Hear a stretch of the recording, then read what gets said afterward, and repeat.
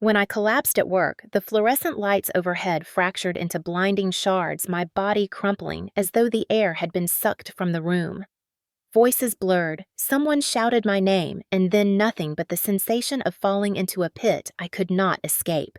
When I woke, I was strapped to a hospital bed with wires taped to my chest, an IV dripping into my arm, the beeping of machines counting every fragile beat of my heart. The doctor told me I had suffered a stress-induced collapse. At 28, my body had rebelled, my strength had given way. But the pain in my chest was nothing compared to what came next. They asked who to call. I gave them my mother's number. Even after years of disappointment, some small, stubborn part of me still believed she might finally put me first. The nurse returned a few minutes later, her face uneasy. "We reached her," she said, "but she's not coming." My phone buzzed on the tray beside me. A message notification. I opened it, my pulse leaping with a flicker of hope. It was the text I had sent my mother minutes earlier. "Mom, please, I need you. I'm in the hospital." Beneath it glowed one simple word. Seen. Nothing else. No reply. Just silence. Then another vibration, this time from Facebook. My stepfather Robert had posted a picture of my mother at our old dining table, the home that had belonged to my real father. Plates crowded with food neighbors raising glasses. Linda smiling faintly as though the daughter she had abandoned did not exist. The caption beneath froze the blood in my veins. Finally, a peaceful night without the drama queen. Let the hospital keep her. The comments poured in laughing emojis, clapping hands, friends congratulating them on peace at last. My aunt even added, "So glad you can finally relax." They were celebrating my absence as though I had died. While I was gasping for breath in an emergency room, my mother and stepfather were making a mockery of me to an audience. Before I could swallow the humiliation, the phone rang again. The hospital receptionist handed it over, whispering, "It's a family member." I pressed it to my ear, heart thudding. Robert's voice came cold and sharp. "Is she dead yet?" "Would save us all a lot of drama." Then he laughed and hung up. I froze the room, tilting the nurse's hand, gripping my shoulder as if to anchor me. Fear clamped down on me, not just fear of being unwanted, but of being erased, stripped of worth in the eyes of the very people meant to protect me. For a moment, I thought about crying, begging, screaming for someone to come and prove I still mattered. Instead, I turned the phone face down, muffling the cruel words still glowing on the screen, and signed my discharge papers. When the nurse asked if my mom was on her way, I steadied my voice and said, "No. I'll call a cab." The words were quiet, but they tasted like steel. They wanted me broken, voiceless, discarded. They thought a Facebook post and a cruel joke over the phone could reduce me to nothing. But as I sat there, chest aching, the humiliation scorching my veins, I felt something stronger than pain take root. They had written me off as a drama queen. They were wrong. This was not my ending. It was the beginning, and I would not scream or beg. I would gather every lie, every signature they had forged, every word they had posted, and I would bring them down not with noise, but with proof. If Robert thought his words could bury me, then he had just handed me the first shovel I would use to dig up the truth. The hospital air smelled of bleach and something sour that clung to my skin, as if the walls themselves were trying to remind me of sickness. The fluorescent light above hummed steadily, casting shadows that made the corners of the room feel endless. I sat upright, clutching the thin blanket against me, my phone face down on the tray, the weight of silence pressing harder than the IV taped to my arm. People imagine hospitals as places of care, but that night it felt like a stage where my humiliation had been broadcast to the world. Every time my phone buzzed with another notification from Robert's cruel post, I flinched, afraid to see which neighbor or relative was laughing at my expense. I told myself not to look, but curiosity was stronger than pride. Each glance showed more betrayal, more names I had grown up with, clicking like and adding their laughing comments. My mother's face in the photo smiled faintly beside Robert Wineglass, raised complicit, a silent co-author of my erasure. Fear wrapped around me like the IV tubing, pulling tighter with every breath. What if they really wanted me gone? What if they found a way to make it official, to declare me unfit, unstable, the burden they had painted me to be online? At 28, I should have been building a future, but in that moment, I felt cornered, stripped of allies, as though the only family I had left had joined hands to shove me out of existence. The nurse returned with discharge papers, her eyes soft. "Your mom is really not coming." I forced a smile that felt brittle. "No, I'll manage." She hesitated, wanting to say more, but I signed and pushed the clipboard back with steady hands. My voice did not tremble, and in that small refusal to break, I felt the faintest ember of power. I called a cab, my hands shaking only when no one could see. While I waited in the lobby, I scrolled back to my old contacts, the numbers I had ignored for years, because I wanted to believe I could handle everything on my own. Among them was Patricia Gomez, my father's old attorney, the one who had settled his estate after his sudden death. She had looked at me with kindness back then, telling me to call if I ever needed anything. I had never called too proud, too determined to survive without begging for help. Tonight, pride was gone, burned away by betrayal. I dialed her number, my voice steadier than my pulse. "Patricia, this is Claire Matthews. I need to talk to you. It's about my mother and Robert." There was a pause, then her firm, professional tone laced with concern. "Of course, Claire. Come see me tomorrow morning, and until then, keep everything you have. Messages, posts, anything." Hanging up. I felt a tremor of something I had not felt in years. Not hope exactly, but the first outlines of a plan. They thought they had silenced me with ridicule, but they had given me evidence instead. Every cruel comment, every false story, every signature that was not mine was a thread I could pull until their whole tapestry of lies unraveled. The cab pulled up outside headlights, cutting through the rain-streaked glass doors. As I stood to leave, I glanced once more at my phone. Another notification glowed. A new comment under Robert's post. A cousin I had not seen in years wrote, "About time someone told her the truth." My throat tightened, but I did not cry. I slipped the phone into my pocket, shoulders squared. If they wanted to erase me, they would find instead that I was the one writing the ending. This time, I would not be silent. Long before the hospital lights and the mocking words on a screen, there had been another light, warm, and steady that belonged to my father, Michael. He was not perfect, but he was present, and in the small town where we lived, he was the kind of man neighbors nodded to with respect. He worked as a mechanic, came home with oil on his hands and laughter in his throat, and even after long shifts, he would kneel on the floor to help me build Lego castles or check my homework with exaggerated seriousness, as though my math problems were the most important equations in the world. Some nights he would lift me onto his shoulders and walk me through the yard, pointing at the stars, telling me stories about constellations as if they were old friends. Those are the memories that lived in me like steady embers, reminders that once love had been simple and safe. When I was 12, that light was ripped away in a single phone call. My father had been driving home late when another car swerved across the line. They told us it was instant that he did not suffer, but I did not believe them. The silence that followed his absence was heavy, and the house seemed too large, every corner echoing with what used to be his laugh. My mother Linda cried at first, but grief twisted in her differently than in me. Within months, she began to dress carefully again, coloring her hair, speaking of how lonely the nights felt. I wanted to keep my father alive in our rituals, lighting a candle for him on Sundays, keeping his work jacket on the hook by the door. My mother wanted to erase him as though his presence was too sharp a reminder of her new solitude. Less than a year after the funeral, Robert appeared. He was a man with a confident smile and a heavy handshake, the kind of man who took up space the moment he entered a room. My mother's eyes softened around him in ways I had not seen since before my father died. At first, I thought maybe this was what healing looked like. Maybe we both needed someone strong to steady us. But Robert's strength was not steady. It was heavy pressing. He moved into our lives with a speed that left me breathless, filling closets with his clothes, deciding which furniture should stay and which should go. He called me kiddo with a smile that never reached his eyes, and within weeks, he had opinions on what I should wear, how late I should stay up, what friends I could invite over. My father's belongings began to disappear one by one. The jacket on the hook vanished, the shelf of trophies boxed up, the photo albums moved to the attic. I asked my mother where they were, and she answered with a sharp tone, "Don't cling to the past, Claire. We need to move on." I wanted to scream that my father was not the past, that he was still part of me. But Robert's presence filled the room like a warning, and my voice shrank inside me. He married my mother in a small ceremony at City Hall. I stood beside her in a plain dress, no longer a child, but not yet old enough to challenge the choices that were being made for me.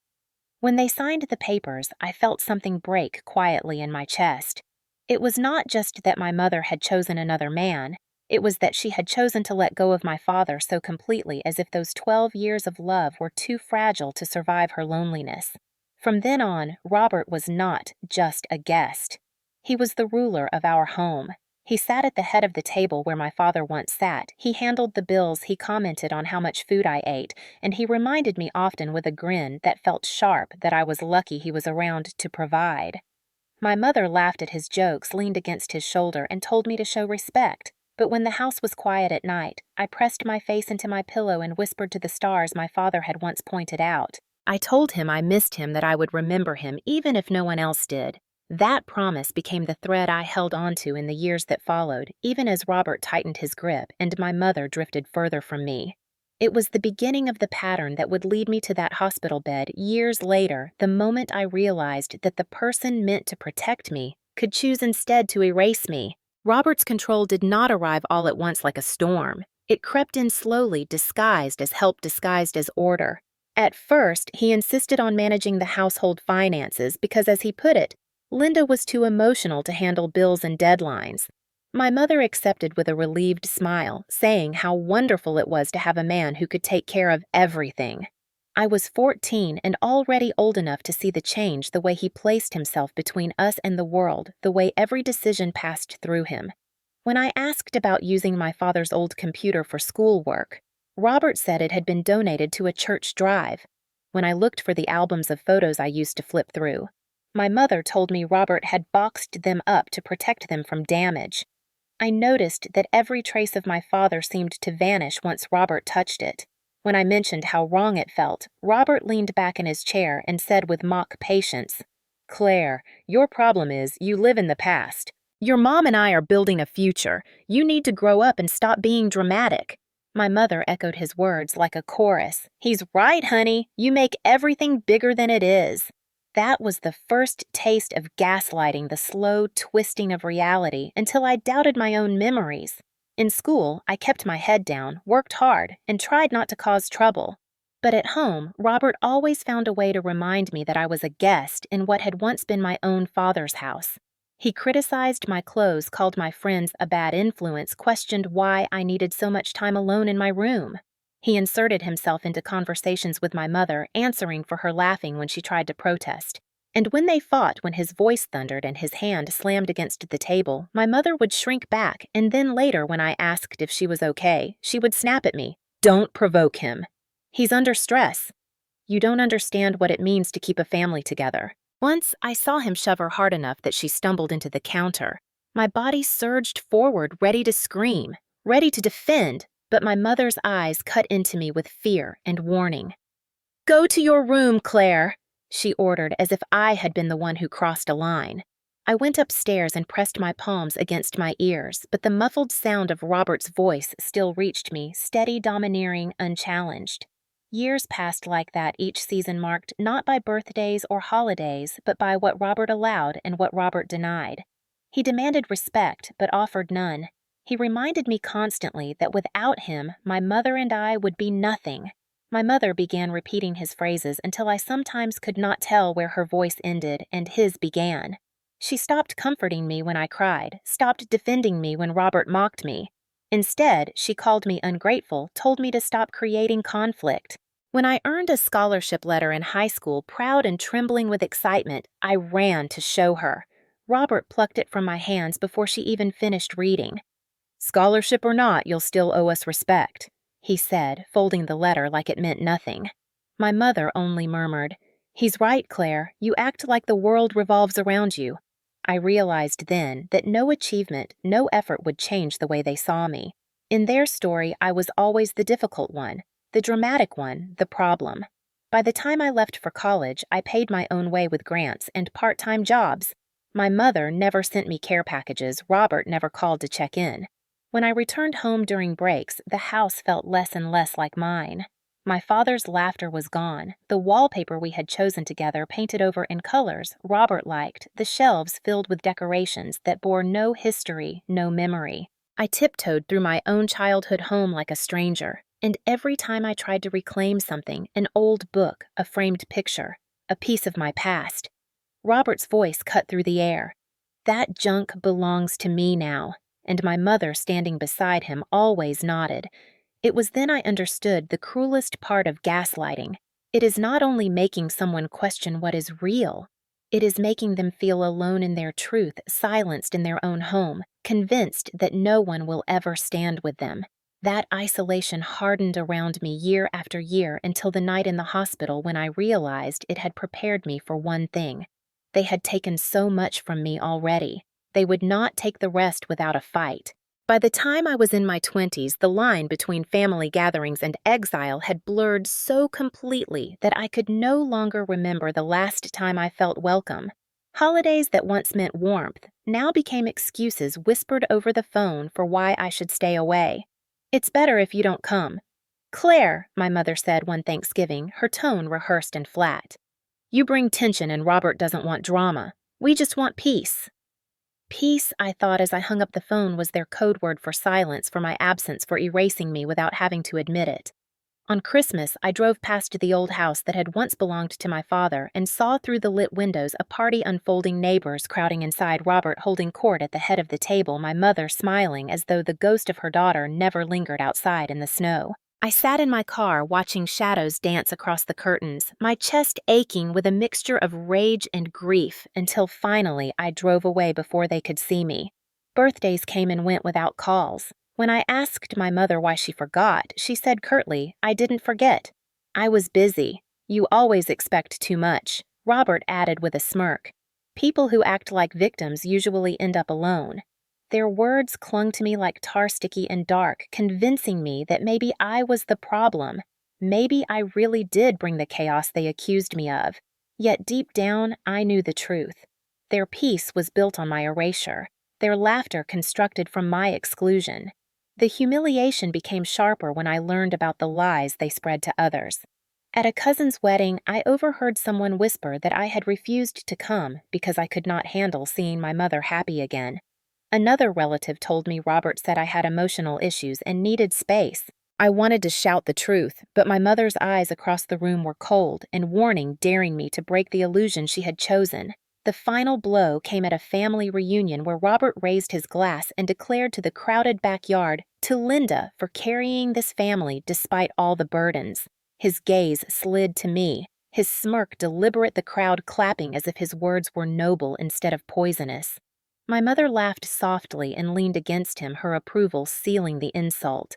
I stood there with a paper plate in my hands, heat rising in my face, my throat tight with words unsaid. In that moment, surrounded by people I had once called family, I realized I was not a daughter or a niece or a cousin anymore. I was the shadow they blamed, the problem they dismissed, the burden they celebrated leaving behind. The fear of being erased tightened around me, the same fear so many older people carry in silence. The fear that one day family will look at you not with love, but with calculation, deciding that life is easier without you. I left that reunion without saying goodbye, my feet carrying me down the gravel road as laughter rang behind me like a door slamming shut. That night, I cried until my throat burned, but even then, I refused to call anyone for comfort. The only comfort I found was in the promise I whispered to myself again and again: "They may try to erase me, but I will not disappear." I carried that promise like a secret weapon, waiting for the day when their lies would collapse under their own weight. The night of my collapse was not just a medical scare, it was the breaking point that forced me to finally look at the cracks Robert and my mother had been prying open for years. Patricia met me the next morning in her office, the same woman who had once guided my father through estate paperwork with calm efficiency. She looked at me over her glasses, her dark hair streaked with silver, her expression sharp with concern. "Claire, before we begin, I need you to tell me everything, no matter how small. Start with what happened yesterday." I told her about the hospital, the ignored call, the Facebook post, the phone call where Robert asked if I was dead. Her lips tightened, but she did not interrupt. Instead, she pulled a legal pad toward her and began to write. When I finished, she asked quietly, "Have you noticed anything unusual with your mail, your bank accounts, anything like that?" My stomach tightened. "I haven't checked in months. Most of my mail still goes to my mother's address." "I thought it was easier that way." Patricia tapped her pen against the pad, her eyes narrowing. "That might be a serious problem. We'll start by pulling your credit report." What followed felt like peeling back wallpaper only to find rot underneath. Patricia's assistant clicked through files on the computer, and within minutes, my worst suspicions turned to icy reality. There was a mortgage refinance application under my name, though I had never signed one. 2 credit cards open with limits in the tens of thousands, balances maxed out on luxury purchases. A loan for $60,000 marked as ongoing. My name, my social security number, my supposed signature, except none of it was mine. I felt the room spin the same dizzy helplessness that had brought me to the hospital. "This can't be real," I whispered, gripping the arms of the chair until my knuckles whitened. Patricia slid the documents closer, her voice calm but firm. "It's real, and whoever did this has been planning it carefully. Look here, they've even started drafting paperwork to file for guardianship over you, claiming you're unstable and incapable of managing your own affairs. If they succeed, they'll control every dollar you have, every decision you make. They could legally silence you." Fear cracked open inside me, colder than anything Robert had ever said. The Facebook humiliation was cruel, but this was calculated theft of my entire future. "So they want to make me legally incompetent." Patricia nodded. "It's a textbook pattern: financial abuse, social isolation, medical crisis used as evidence. They're building a case against you while draining you dry." I closed my eyes and saw Robert's smirk at family gatherings, my mother's sharp dismissal when I tried to protest the comments online calling me dramatic. It had all been pieces of a larger design. They were not just cruel, they were predators. "What do I do?" I asked, my voice cracking. Patricia leaned forward, her gaze unflinching. "You fight back. You gather every shred of proof. You protect yourself legally before they can lock you out. And you do it quietly, strategically, because if they realize you're onto them, they'll move faster." She placed her hand over mine, briefly grounding me. "Claire, I've handled cases like this before. It will be hard, but you have more power than you think." I left her office with a folder of documents heavier than stone, each page a betrayal, each number a theft. As I walked through the city streets, the world felt tilted, the air too sharp, the sounds of traffic distant. All I could hear was Robert's voice mocking me, asking if I was dead yet, and my mother's silence beneath the word "seen" on my phone screen. That night, I spread the documents across my small kitchen table, credit reports, forged signatures, accounts I had never opened. I traced the loops of the fake signatures with my finger, bile rising in my throat. They had even mimicked the way I wrote my middle initial, clumsy but close enough to pass. My hands shook with rage. They had not only stolen money, they had stolen my identity, my reputation, and were preparing to steal my autonomy. For years, I had accepted the gaslighting, the exclusions, the humiliations, because some part of me wanted to believe my mother still loved me. Now the evidence screamed otherwise. She had not only abandoned me, she had signed my name away. Fear kept me awake until dawn, but beneath the fear something else burned brighter. Rage sharpened into resolve. They thought I was too weak to fight, too dramatic to be believed. They thought I would crumble under humiliation, but I would not scream. I would not beg. I would gather every receipt, every post, every video, and when the time came, I would place it all before them like a mirror they could not escape. They had turned my life into their stage. Now I would make sure the final act was mine. The next morning, I woke with the weight of those documents still heavy in my chest, the folder spread across my kitchen table like a crime scene. The fear of being erased still gnawed at me, but beneath it pulsed something new, something sharper. Patricia's words echoed in my head. "You fight back, but you do it quietly, strategically." I began by buying a cheap recorder at an electronics store and tucking it into my purse. Every conversation I had with my mother or Robert from that moment forward would be captured.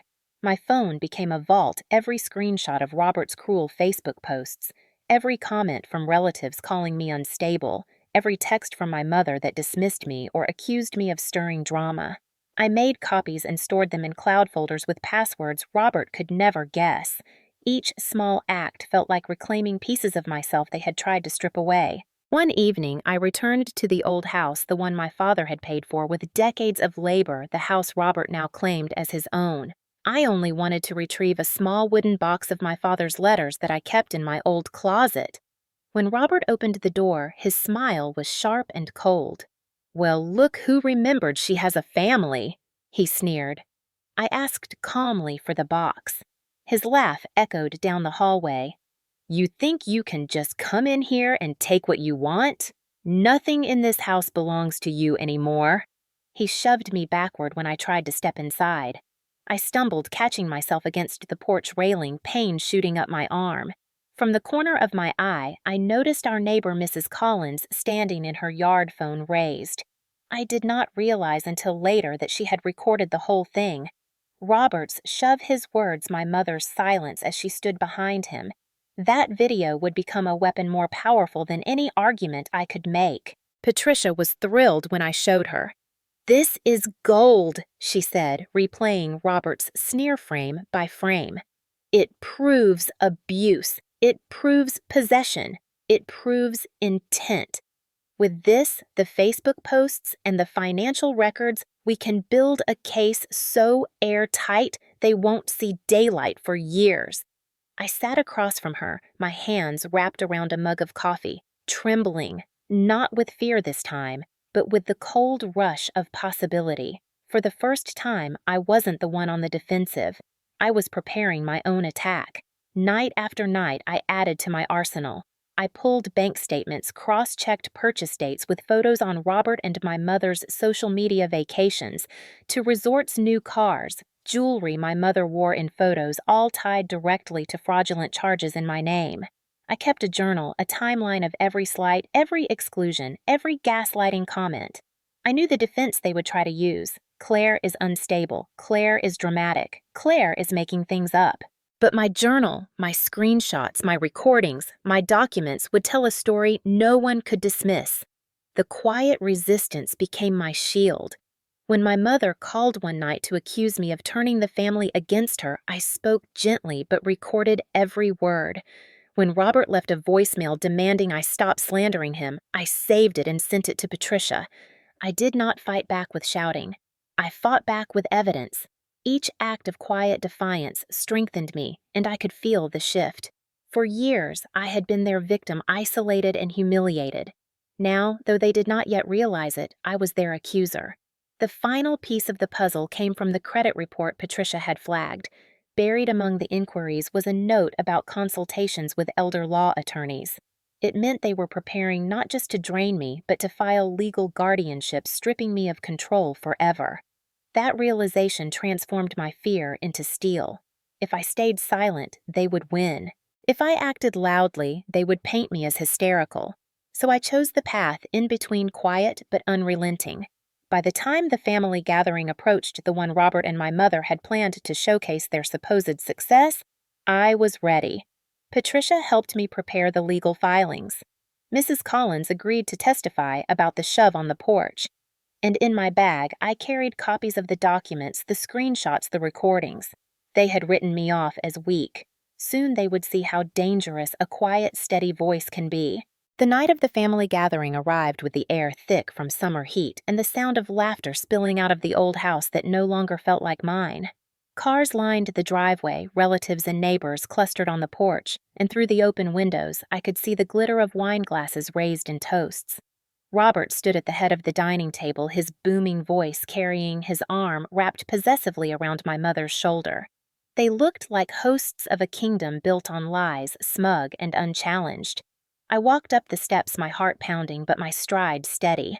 The room fell into a hush as I entered conversations, stumbling to a stop. Robert's smile tightened into a sneer.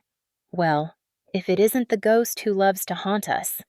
My mother's eyes flicked nervously, but she said nothing. I set my bag on the table with deliberate calm, the sound of the zipper opening louder than the murmurs spreading around the room. "I came tonight," I said evenly, "not to cause drama, but to tell the truth. Since you've all heard their version, it's time you hear mine. Robert laughed, a harsh bark meant to intimidate. You have no truth, Claire. You only have your fantasies. Everyone here knows you're unstable. He raised his glass as if to toast my humiliation. I pulled out the first sheet of paper and slid it across the table. This, I said, is a loan application for $60,000 taken out in my name. The signature is not mine. Gasps rippled as relatives leaned closer. Robert's smirk faltered, but he tried to recover. You forged that yourself. Pathetic. Calmly, I placed the next stack down. And these are credit card statements, charges for resorts, cars, jewelry. The same jewelry you're wearing tonight, Linda. My mother's hand trembled around the stem of her glass. Her mouth opened, but no words came. I lifted my phone and pressed play. Robert's voice filled the room, dripping with contempt. Is she dead yet? Would save us all a lot of drama. Silence fell like a hammer. Every face turned toward Robert, some in disbelief, others in disgust. He lunged forward, but Patricia, standing at my side, raised her hand. I advise you not to touch her. That video will be played in court. As if on cue, I tapped the screen again, and the image of Robert shoving me on the porch appeared Mrs. Collins's voice in the background, yelling for him to stop. The room erupted, whispers and gasps colliding into outrage.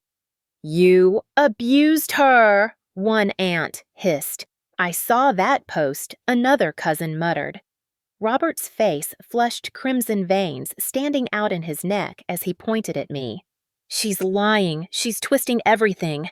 His voice cracked with desperation. I leaned forward, my voice still calm. No, Robert, I'm not twisting anything. I'm showing what you tried to hide, and I'm not alone anymore. My eyes swept the room, catching the faces of people who had once believed his lies. Now they saw the evidence undeniable and raw. My mother tried to speak, her voice shaking. Claire, you don't understand. We were only trying to protect you, to manage things until you were stable. The words fell flat, brittle against the weight of the proof spread across the table. I looked directly at her, my voice sharper now. Protect me. You signed my name on documents. You watched him erase Dad's memory. You stood silent while he shoved me, while he called me insane. That's not protection. That's betrayal. For the first time, her glass slipped from her hand and shattered on the floor. The room froze in that moment, the sound of shards skittering across tile like punctuation. Robert roared, "You will regret this," but his words were empty. The tide had turned. Relatives pulled out phones, taking photos of the evidence, recording his rage. Patricia placed a restraining hand on my shoulder and whispered, "Enough. We've shown them what we needed to." I gathered the papers, calmly slid them back into my bag, and looked around the room one last time. You called me a drama queen. You celebrated my collapse. But tonight, everyone saw the truth. The drama was never mine. It was yours. With that, I turned and walked out, the murmurs rising behind me, the empire Robert and my mother had built collapsing in real time under the weight of exposure. The days that followed the confrontation unfolded like the slow collapse of a rotten structure, each beam snapping under the weight of truth until nothing was left standing. Within 24 hours, the video of Robert shoving me paired with his cruel phone call recording spread across our family network, and then beyond forwarded to neighbors, shared in group chats, whispered about in the grocery store aisles where my mother once smiled and made small talk. The same people who had once liked and commented on Robert's post mocking me now avoided his gaze, their laughter silenced by the evidence they could not deny. That was the first level of justice, the social reckoning, watching the community turn away from them, watching their smug faces stripped of the validation they had thrived on. My mother stopped going to church because of the stares, and Robert found himself uninvited from the weekend card games he had dominated for years. The kingdom of lies they had built was crumbling in the court of public opinion, but the deeper blow came with the law. Patricia moved quickly, filing charges of identity theft, fraud, and domestic abuse. The detective assigned to the case looked at me with a mixture of pity and admiration as he flipped through the thick folder of evidence I had collected. "You did our job for us," he said quietly, and for the first time I felt the power of my quiet resistance. Subpoenas followed, bank accounts, frozen documents seized. Robert tried to bluster his way through the first hearing, shouting about family betrayal and ungrateful children. but the judge silenced him with a stern rebuke. My mother sat beside him, pale and trembling, her eyes darting away from mine every time I looked at her. When the charges were read, Robert's bravado cracked. He faced years in prison for the fraud alone, and when the abuse video played in court, his voice mocking me as he asked if I was dead yet. The jury's expressions hardened like stone. That was the second level of justice, the legal one, cold and undeniable. Robert was led away in handcuffs, shouting that he would appeal, but even his words sounded hollow now. My mother, though not sentenced to prison, was held liable in civil court for her role in signing documents under my name. She lost the house, forced to sell what had once been my father's home to pay restitution. The irony was not lost on me. The place Robert had claimed as his throne was stripped from him, turned into nothing more than collateral for the lies he spun. And then there was the third level of justice, the personal one, quieter but just as sharp. Standing in the empty rooms of the house after the sale closed, I ran my fingers along the walls where my father's laughter once echoed. For years, those rooms had been poisoned by Robert's sneers and my mother's silence. But as I closed the door for the last time, I felt something lift from my chest. The house no longer belonged to them. It no longer held me prisoner. I walked away lighter, freer, carrying with me only the memories of my father that no one could erase. My mother tried to call me once after the trial, her voice breaking on the voicemail, asking for forgiveness. I listened but did not reply. Forgiveness, I realized, was not the same as reconciliation. She had chosen her side when she sat at Robert's table and raised her glass while he mocked me. The consequences she faced were not mine to soften. She had written her own ending. As weeks passed, I felt the ripples of justice settle. Neighbors approached me with apologies, some sincere, some awkward. Family members who had once whispered against me now spoke in hushed tones about Robert's downfall. But I did not need their validation anymore.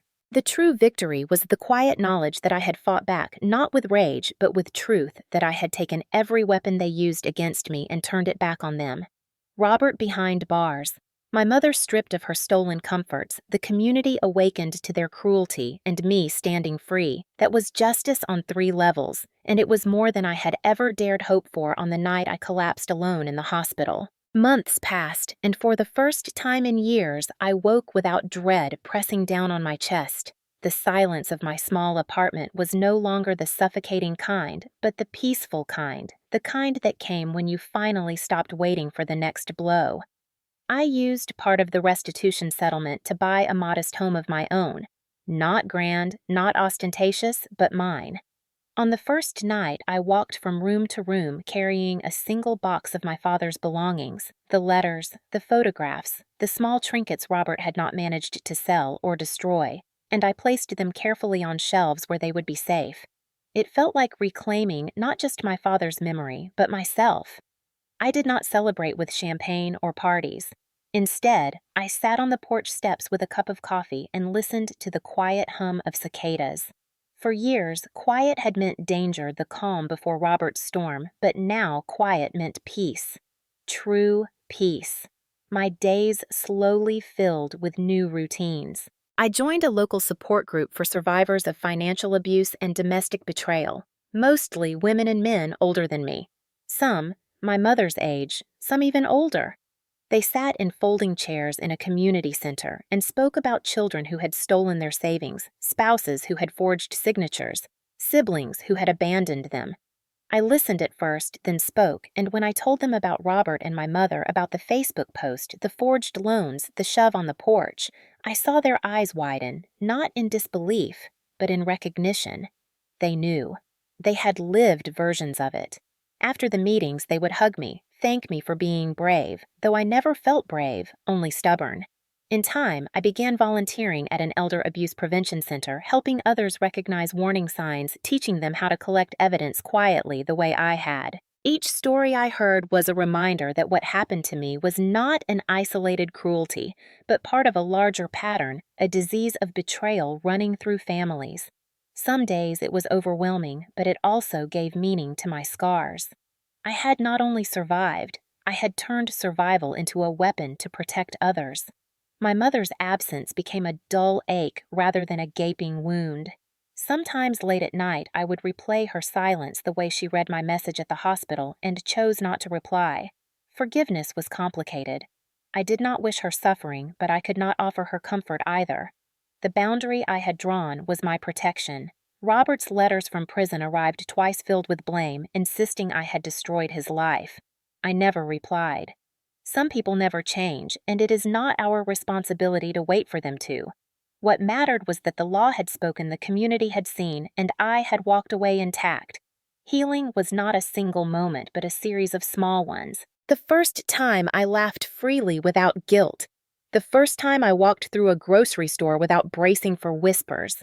The first time I woke and realized I was not afraid of what message might appear on my phone.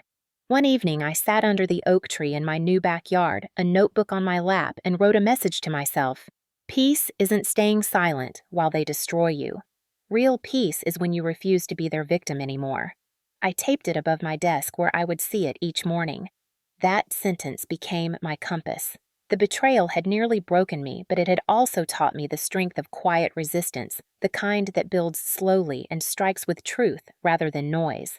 I wanted others to feel that strength too.